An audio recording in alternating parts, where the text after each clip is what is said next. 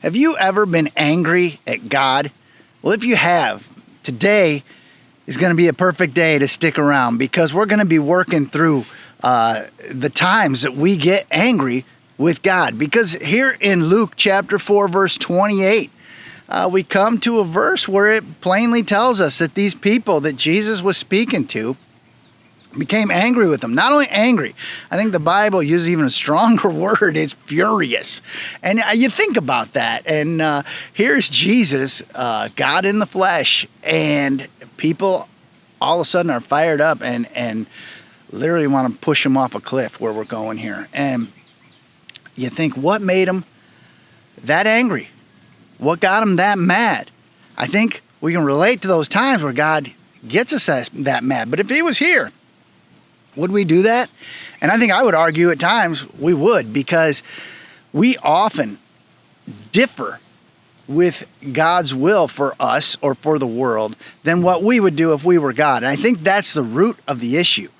And I want to go back to the verses we just covered to put this anger issue with this particular group of people in context. You see, Jesus just told these two different examples, one that I detailed 2 weeks ago and one that Jason detailed last week.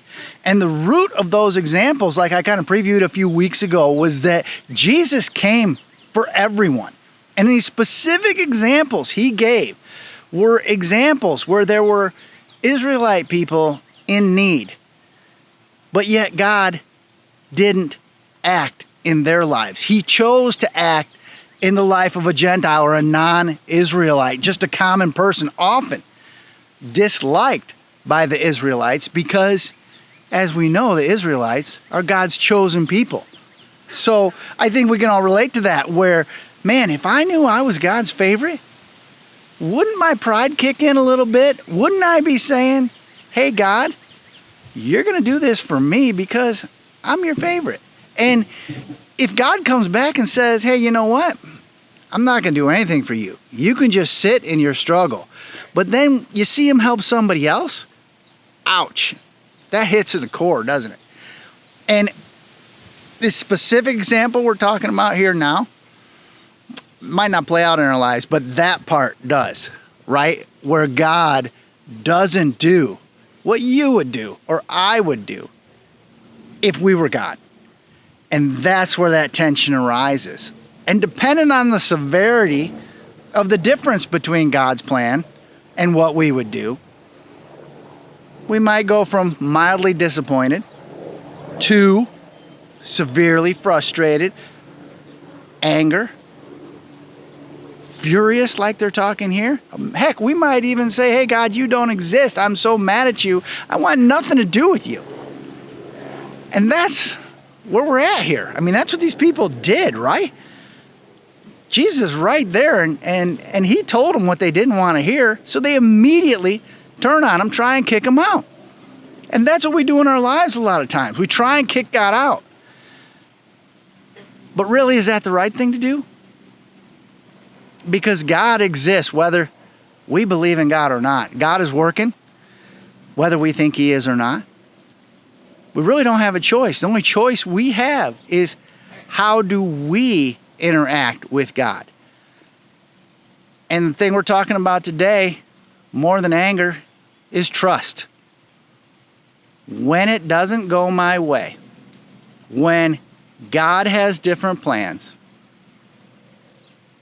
can I trust him? How do I build that trust? It hurts. It stings sometimes, man. I get it. I mean, we all go through those times. But where do we turn? Do we turn toward God or do we turn away? I think it's very easy to turn away. Just like maybe all those friendships you wrote off when things didn't go your way in that friendship. It's much harder to work on it, build it back, and make it stronger than it was. And I think that's what we're talking about here. Is when things don't go our way with God, am I digging in? Am I leaning in and saying, hey, God, you know what?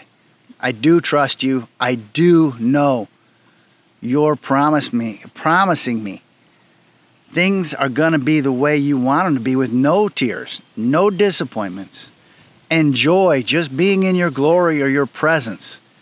So how do I seek that in my life? And I think that's different for each one of us. But I want to encourage you that, man, if you are angry, bury the hatchet with God for a little bit. Just see where it takes you. Seek after him. Try and build that relationship. Spend some time listening to sermons or reading books, or even in the Bible itself. Talk to other Christ followers through the things going on in your life. And often we can find peace in our bitterness and anger and move on to a closer, tighter relationship with God past our anger. You just think about that. You see that play out all the time in people. And I just want to encourage you to continue to seek the Lord, because the peace he offers is beyond our understanding. And we just have to know he loves us and he's got our best interest at heart. And just give him the opportunity to continue loving on us and just showing us that he is a God who does what he says he's going to do. We'll catch you next week on Wednesday Wisdom.